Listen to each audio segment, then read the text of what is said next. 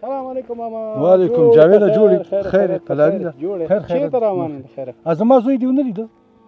ستا زوی همداسې روان و داسې مخامخ ما ورته پوښتنه مو کوئ داسې جواب مو ور نه کړو هماسې لاړو ما خواته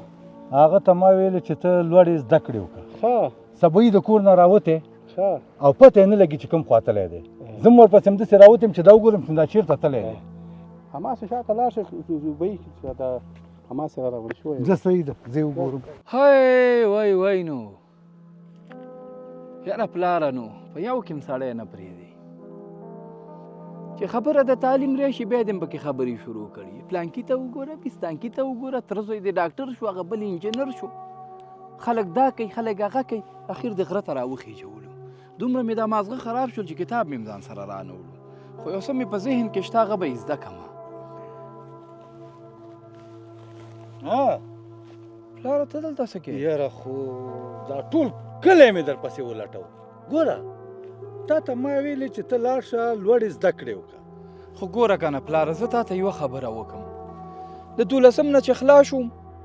ام راپسې په کلي کې دې بنډار شروع کړی و چې دا د 12 نه دی خلاص شوی 12 د دې نه خلاص شو زه نه ویم خلک وایي چې دا د 12 نه دی خلاص 12 د ده نه خلاص شو خو پلاره یو ورځ به دې مکتب ته پرېغوستم 3 ورځې به دې پټو ته بولم اوس راته وایي چې لوړې زده کړې وکړه سهار را روان شوی یم دا د مازدیګر دی دې غره ته راوختم چې لوړې زده کړې وکړم لوړې زده کړې خو په پورته ځای کې کېږي که نه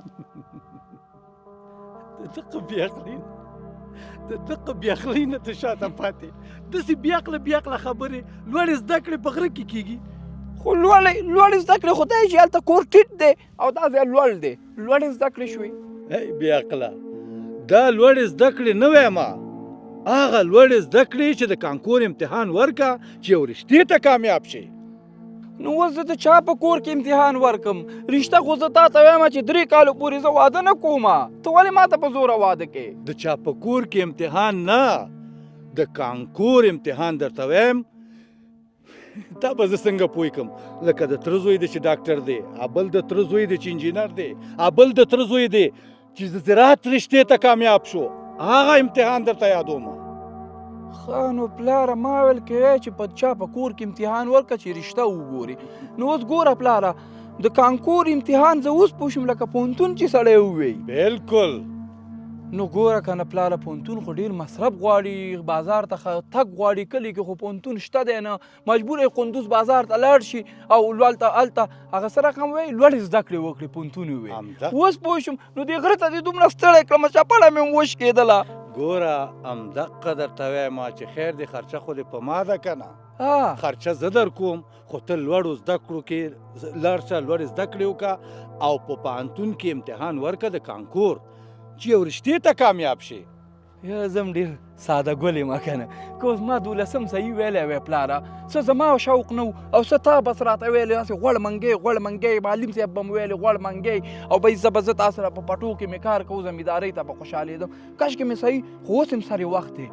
څه کال به آمادګي ونیسم آفرین او زمونږ هغه تره زوی څنګه کورسونه وویلې بازار کې اوس انجینر دی بیا به امتحان ورکم زه به ډاکټر شم د خیر آفرین بیا به د همدې خلکو د همدې قندوز د خلکو به خدمت کې خو بیا به توت ته نه خېږم لوړو زده کړو دپاره نه که نه بیا به په دفتر کې ناست دی او هر سړی به تا ته سلام کوي رښتې ته به هم کې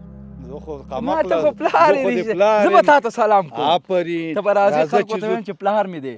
زه به لوړې زده کړې کوم د تره زوی نه به م زیات خپل نوم وباسم بالکل او داسې قمقلتوب غره ته راوختم چې لوړې زده کړې خو دغه ستا بیعقلي ده څه چیزونه